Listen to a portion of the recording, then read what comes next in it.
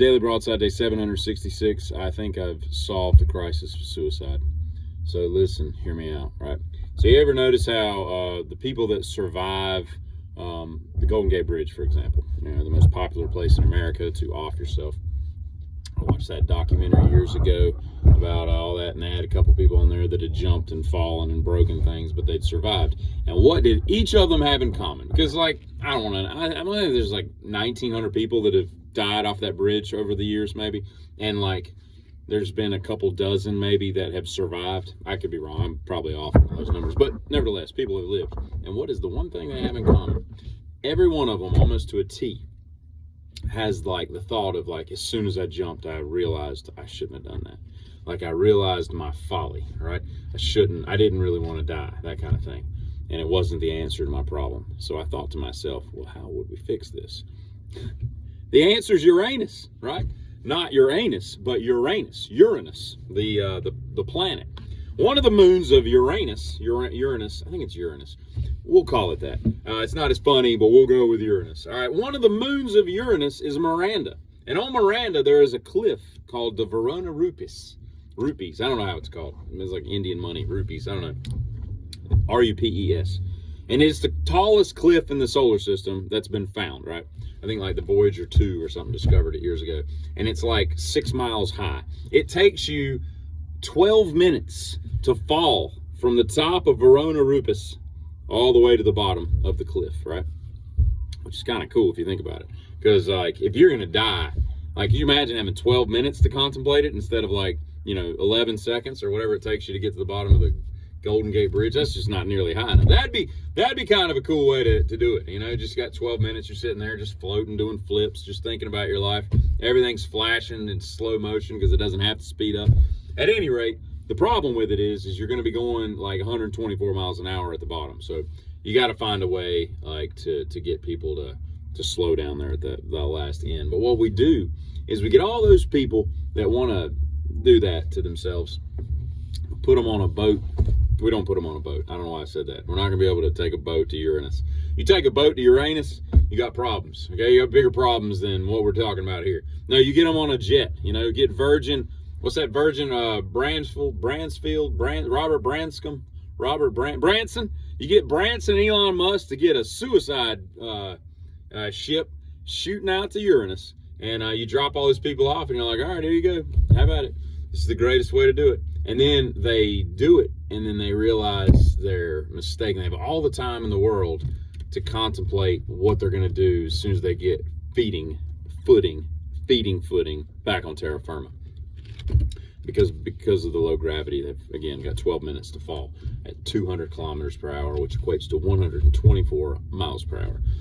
So I don't know if we somehow put them in some kind of a wingsuit or something so that they can, but see, then that's the problem with this plan is you can't just put a backpack on them. They're like, okay, so I could just pull this ripcord and whatever. But then again, you give them that option, I don't know if that's really fully suicide. My point, I don't know what my point is. All I'm saying is I think I've solved suicide. I think the bigger problem to solving this problem is finding a way to get people to Uranus, because I don't think we've had manned voyages that far out into space.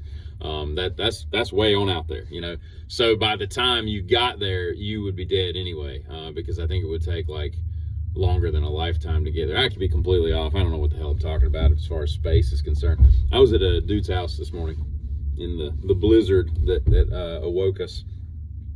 The little dusting, the fairy dusting that carpeted much of the Piedmont, North Carolina this morning. Brave in the cold. I'm out there and I'm talking to this guy, and he's like, man, you know who you look like? And I'm like, now I look just like this, right? I'm wearing a toboggan. I got this on. I look exactly like this. And he says, I said, no. He's like, CM Punk.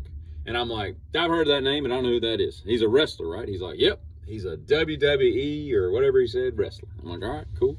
I said, I got no clue who that is or what he looks like and all this. So a few minutes later, his wife comes out, who I had not met before.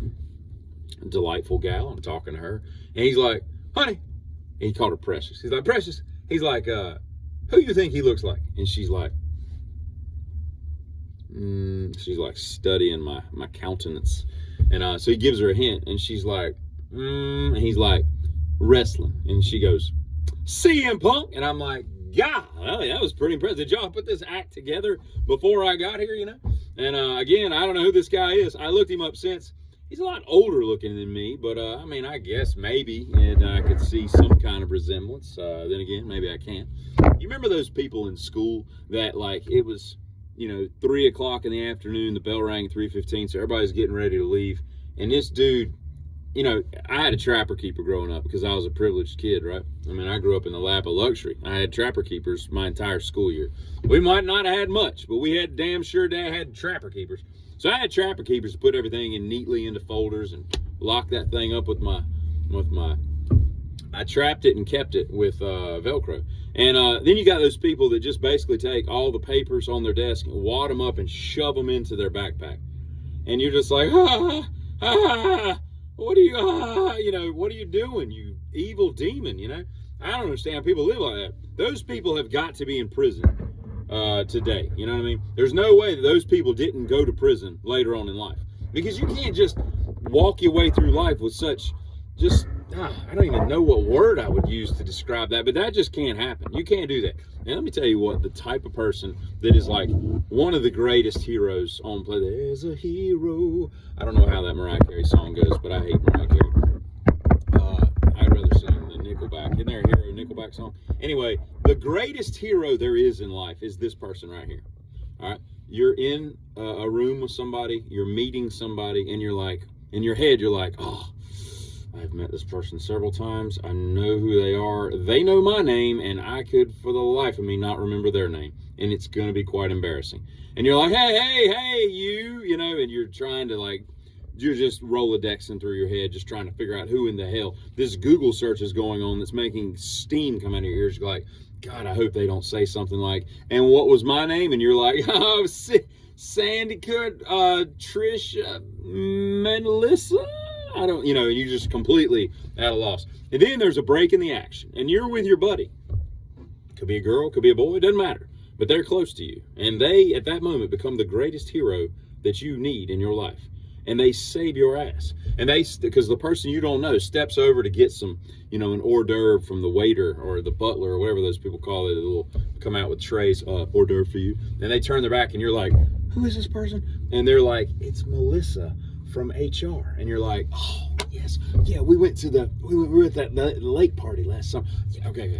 And they come back and they're like, Melissa, and then you're locked in. You know who they are, you know why you know them, and you know their name. Because nothing's more embarrassing than that person right there that just saved your ass and gave you just that little tidbit nugget of information that cost them nothing. They're the greatest hero ever. Put that in your pipe and smoke it, Mariah, you whore. Giddy.